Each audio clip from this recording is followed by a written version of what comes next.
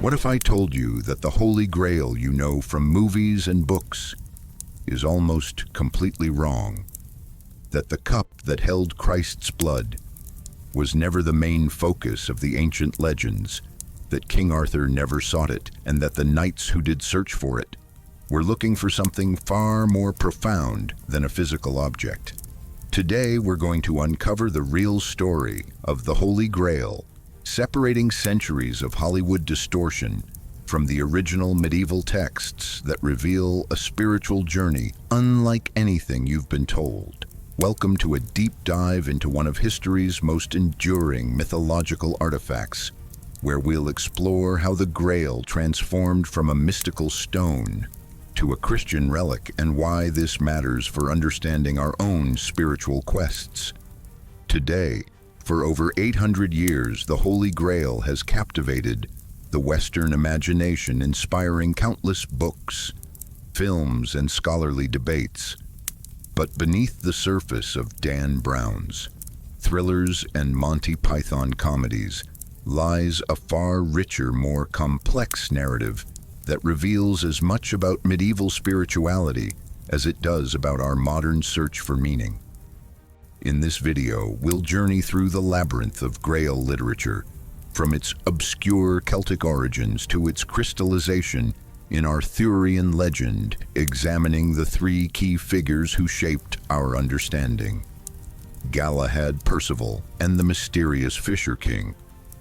Along the way, you'll discover why the Grail was never just about a cup, why some medieval texts describe it as a magical stone that provides endless food, why the quest was fundamentally about spiritual purity rather than physical discovery, and how these ancient stories still speak to our contemporary search for meaning in a fragmented world.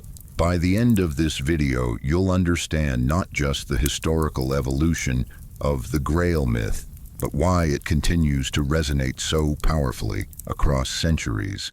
Let's begin where all great Grail stories start with confusion.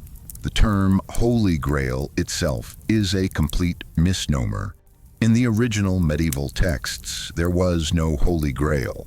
The word Grail comes from the Old French word grail, or grille, which likely derived from the Latin graedalis, meaning a serving dish or platter. Not a cup, not a chalice, but a wide, shallow dish used for serving food. This linguistic detail matters because it completely changes our understanding of what the Grail originally represented.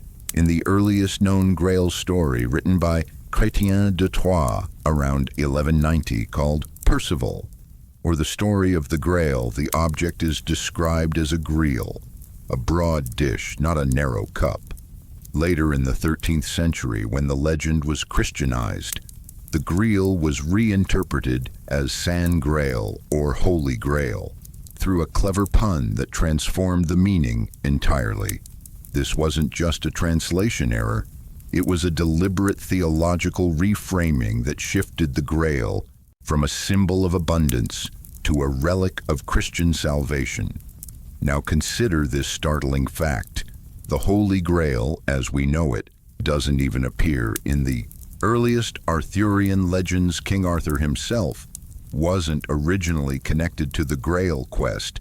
The historical Arthur, if he existed at all, was a 5th or 6th century British war leader fighting against Saxon invaders. The Grail stories emerged 6 centuries later in medieval France, completely separate from the early Arthurian tales. It wasn't until the 13th century that these two narrative traditions were forcibly merged, creating the familiar Arthurian Grail quest we know today. This historical disconnect reveals something crucial.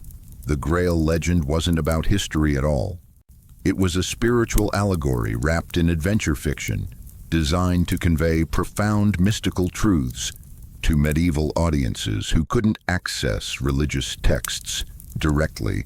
Let's explore the first major figure in our Grail journey, Percival, the original Grail seeker, in Chrétien de Troyes' unfinished masterpiece. Percival encounters the Grail during a visit to the mysterious Fisher King's castle. The description is strikingly different from modern interpretations. During a lavish feast, a procession enters the chamber, carrying a bleeding lance followed by 2 candlesticks, then a young man bearing a grial. The grial emits such a brilliant light that the candles dim like stars before the rising sun. But here's what most adaptations omit. Percival never asks about the Grail. Why? Because in the original story, his failure to ask the crucial question, "What ails you, uncle?" prevents the healing of the Fisher King and his wasted lands. This single moment of hesitation defines the entire Grail legend. For Chrétien, the quest wasn't about finding a physical object. It was about spiritual awareness, the courage to ask the right questions, and the wisdom to recognize sacred moments when they appear. Before we move to Galahad, let's consider why this matters today. How often do we miss opportunities for connection, growth, or understanding because we're too polite, too distracted, or too afraid to ask the crucial question? The Grail legend speaks directly to this universal human experience. Now let's examine the Celtic roots that predate the Christian Grail stories. Long before Chrétien de Troyes wrote his version, Celtic mythology featured magical objects that bear striking similarities to the Grail. In Welsh legend, the cauldron of the goddess Cerridwen provided endless nourishment and wisdom. In Irish mythology, the Dagda's cauldron, known as the Undri, never went empty for those who came with goodwill. These Celtic cauldrons shared key characteristics with the later Grail. They were vessels of abundance, healing, and spiritual initiation. They weren't Christian relics, but symbols of the earth's fertility and the other world's generosity. This connection isn't coincidental. Medieval writers deliberately incorporated these pagan symbols into Christian narratives to make the new religion more accessible to converted populations. The Grail wasn't replacing pagan myths.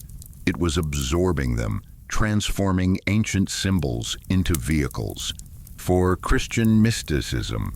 Here's where things get truly fascinating. The Grail legend evolved dramatically in the late 12th and early 13th centuries, when a Cistercian monk named Robert de Boron wrote his trilogy Joseph of Arimathea, Merlin, and Percival.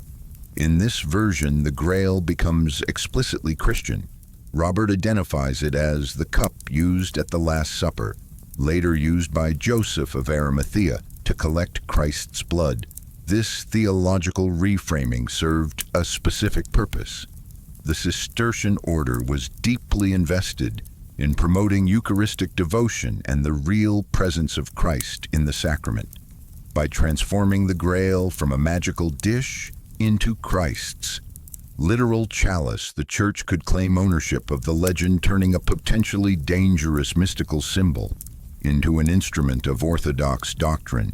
But even in these Christianized versions, the Grail retained its mysterious, otherworldly qualities. It still provided miraculous sustenance, it still healed the sick, and it still required spiritual purity to approach. This duality, the blending of Christian doctrine with older mystical elements, is what gives the Grail legend its enduring power. Let's now turn to Galahad, the perfect knight who replaced Percival in later Grail traditions. In the 13th century Vulgate cycle, Galahad emerges as the new Grail hero, a virgin knight of unparalleled purity, specifically chosen to achieve what Percival could not. This shift reflects changing medieval attitudes toward spirituality. The early Grail stories emphasized the possibility of redemption through questioning and growth. Percival, after all, eventually learns from his mistake and continues his quest. But the later Galahad narrative presents a more rigid spiritual ideal. Only absolute perfection can attain the Grail.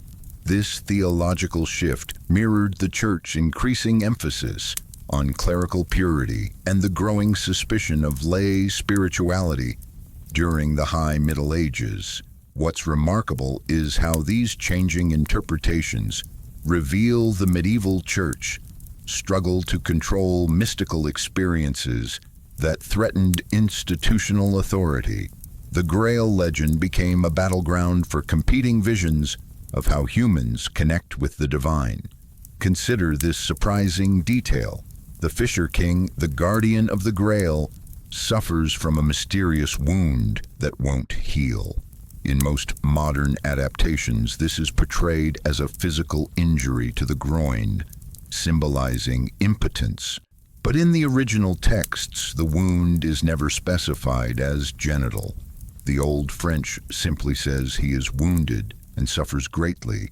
Medieval scholars now believe this was a deliberate ambiguity. The wound represents spiritual sickness, the broken connection between humanity and the divine. The land itself becomes a reflection of the king's spiritual state, hence the term wasteland. When the king is wounded, the land becomes barren. This concept of the microcosm reflecting the macrocosm, the individual reflecting the cosmos, was central to medieval thought and appears in mystical traditions worldwide. From Native American beliefs about the relationship between community health and environmental balance to Buddhist teachings on interconnectedness, the Fisher King's wound speaks to a universal truth. Our personal spiritual condition affects the world around us. Now let's explore the most radical interpretation of the Grail, one that appears in Wolfram von Eschenbach's Parzival, written around 1210. According to Wolfram, the Grail is not a cup at all, but a magical stone called lapsit exilis, which fell from heaven. It's described as a stone that provides endless sustenance guards against death for 224 years and is tended by virgin priestesses called Grail maidens. This version likely derived from Islamic or Middle Eastern sources, suggesting the Grail legend absorbed influences from multiple religious traditions. The stone was kept in a castle called Mun Salvesha, or Mount Salvation, guarded by a brotherhood of knights. This description bears striking similarities to Islamic accounts of the Kaaba stone in Mecca and other sacred meteorites venerated across cultures. Wolfram even credits his source as a Muslim named Coyote, which may have been fictional but indicates medieval writers recognized the Grail's connections to broader spiritual traditions beyond Christianity. Here's a crucial point most Grail documentaries miss. The Grail quest was never meant to be completed in the way we imagine. In the original stories, even when the Grail is found, it remains mysterious, elusive, and ultimately unpossessable. Chrétien de Troyes left his story unfinished. Percival never fully understands what he's seen. The later stories where Galahad achieves the Grail and then dies immediately reinforce this principle. The Grail isn't something you keep, it's something you experience, then transcend. This spiritual lesson aligns with mystical traditions worldwide, from Zen Buddhism, where enlightenment defies description, to Sufi poetry, where the beloved remains forever just out of reach.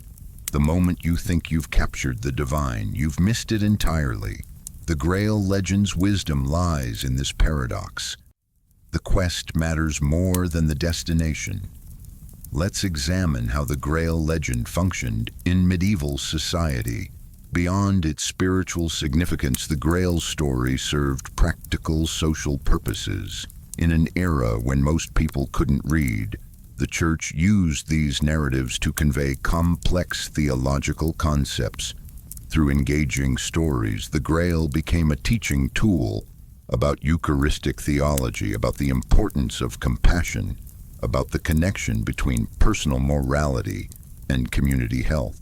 But the stories also contained subversive elements that challenged church authority. The early Grail texts suggested that divine grace could appear outside institutional channels through personal spiritual experience. This tension between official doctrine and mystical experience runs throughout the Grail literature, explaining why some versions were promoted while others were suppressed. The Grail legend became a safe way to explore dangerous ideas about direct access to the divine. Now consider this remarkable parallel. The structure of the Grail quest mirrors the medieval alchemical process of transformation. The 4 stages of alchemy: nigredo, blackening; albedo, whitening; citrinitas, yellowing; and rubedo, reddening, correspond to the Grail seeker's journey from ignorance to enlightenment. Percival begins in spiritual darkness, makes mistakes, experiences purification, faces trials, and ultimately achieves illumination. This isn't coincidence. Medieval scholars often encoded esoteric knowledge in seemingly religious stories. The Grail legend may have served as a vessel for transmitting mystical and alchemical wisdom under the guise of Christian romance. This interpretation gained traction during the Renaissance, when scholars like Paracelsus explicitly linked Grail symbolism to alchemical processes. The Grail wasn't just a religious symbol, it was a map for personal transformation. Let's explore the feminine dimension of the Grail legend, often overlooked in popular adaptations. In the earliest texts, women play crucial roles as Grail guardians, healers, and guides. The Fisher King's daughter, sometimes called the Rich Maid of Wellaway, tends to the Grail in Chrétien's version. Later traditions introduce the Grail maidens who serve the sacred object. These female figures represent the wisdom tradition, the intuitive path to spiritual understanding that complements the knight's more active quest. This feminine element was systematically diminished in later Christianized versions as the Church sought to control mystical experiences, but traces remain in stories of the Grail being protected by an order of women, or in the figure of the Grail heroine, Dindrain, sister of Percival, who appears in some versions. The Grail legend thus preserves a memory of earlier spiritual traditions where women held significant religious authority. Here's something that will change how you view modern culture. The Grail legend directly influenced the development of the modern novel. The fragmented, incomplete nature of Chrétien de Troyes' unfinished work invited other writers to continue the story, creating one of the first literary franchises in history. Over 20 different continuations of Percival were written in the 13th century, each offering new interpretations. This collaborative storytelling approach laid the groundwork for our contemporary understanding of narrative universes, from Marvel Comics to Star Wars. The Grail legend was essentially medieval fan fiction that evolved into high literature. This historical context explains why the Grail continues to inspire new adaptations today. Each generation reinterprets the Grail to address its own spiritual questions, making it perhaps the most enduring narrative framework in Western literature. Let's examine the psychological dimension of the Grail quest. Through a modern lens, Carl Jung considered the Grail one of the most potent archetypes in the collective unconscious, representing the quest for wholeness, the integration of conscious and unconscious elements of the psyche. For Jung, the wounded Fisher King symbolized the fragmented modern self. The wasteland represented spiritual desolation, and the Grail quest mirrored the process of individuation. The reason the Grail legend resonates across centuries is that it speaks to this universal psychological journey. We all experience periods of spiritual woundings, times when our inner landscape feels like a wasteland. The Grail represents the possibility of healing, but only if we have the courage to ask the right questions and confront our own shortcomings. This psychological interpretation explains why people with no interest in medieval literature or Christianity still feel drawn to Grail stories. Now consider the environmental message hidden within the Grail legend. The direct connection between the Fisher King's wound and the condition of the land presents one of literature's earliest ecological parables. The medieval understanding that human actions affect the natural world and vice versa speaks directly to our current environmental crisis. The Grail legend suggests that spiritual healing and ecological restoration are inseparable processes. When we neglect our inner lives, the outer world suffers. When we heal ourselves, the land can recover. This ancient wisdom has gained new relevance as we confront climate change and environmental degradation. The Grail legend offers not just spiritual guidance, but ecological wisdom, reminding us of our fundamental interconnectedness with the natural world. Let's explore how the Grail legend was used during times of social upheaval. During the Albigensian Crusade of the 13th century, when the Catholic Church brutally suppressed the Cathar heresy in southern France, alternative Grail narratives flourished. The Cathars, who believed the material world was evil, created their own versions where the Grail represented spiritual knowledge, gnosis rather than a physical object.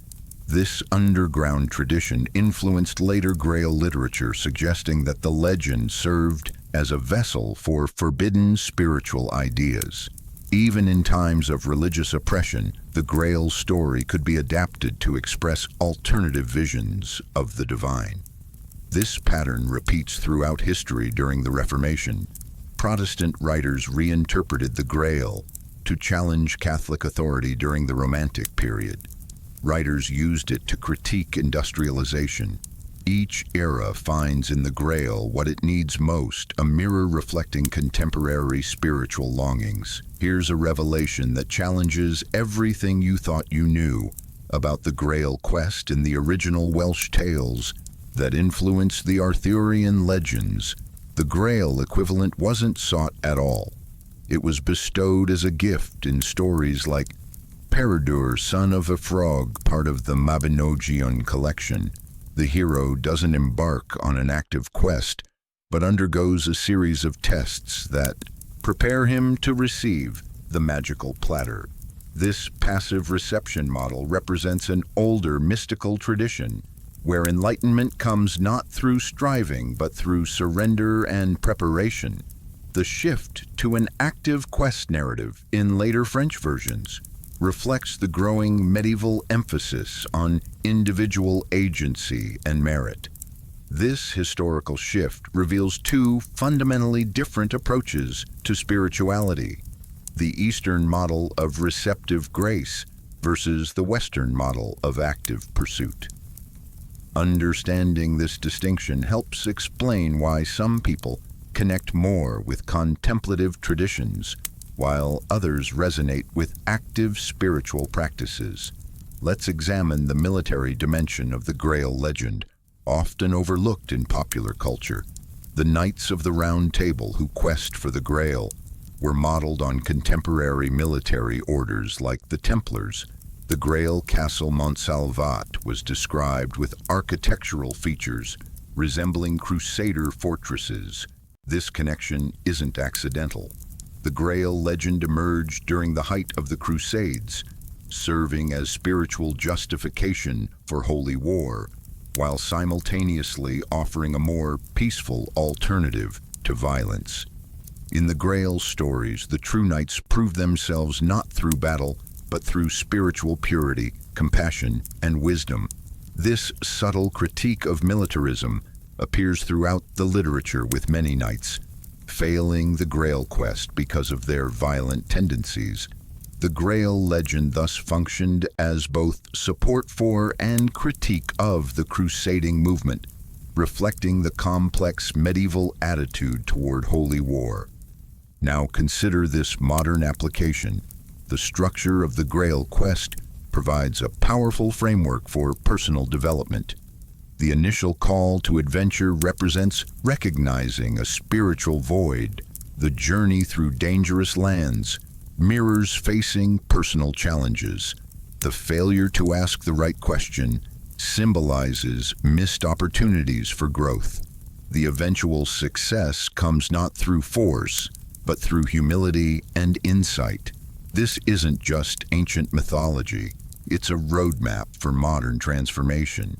Whether you're seeking career fulfillment, personal healing, or deeper relationships, the Grail quest structure can guide your journey. The key insight is that the Grail isn't something you find outside yourself. It's a symbol of your highest potential, waiting to be recognized and embodied.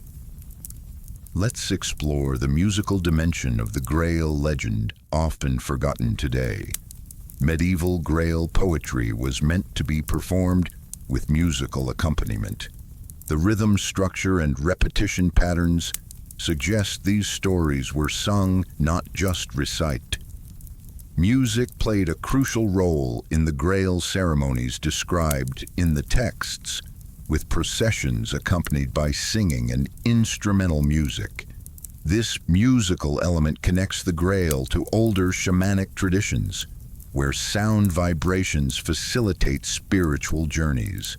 The loss of this musical dimension in modern adaptations explains why many contemporary versions feel spiritually hollow compared to the original's. True Grail storytelling engages not just the mind, but the body through rhythm, melody, and vocal tone.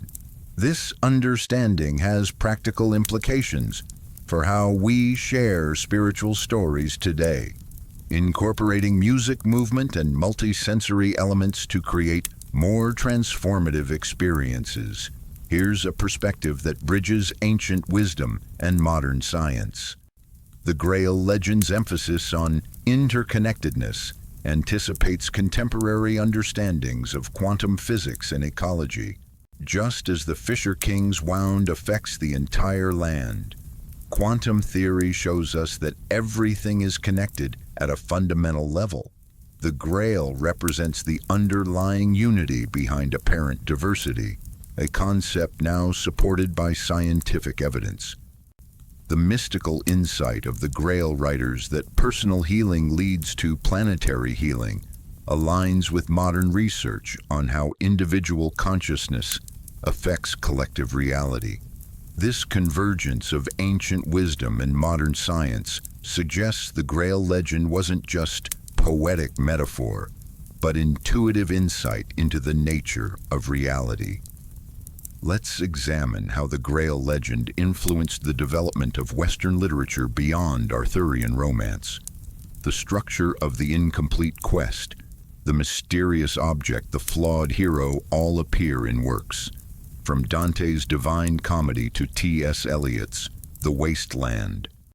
Even modern fantasy literature from Tolkien to Harry Potter draws on Grail motifs, the specific narrative pattern of a group questing for a sacred object that transforms those who seek it properly has become one of literature's most enduring frameworks.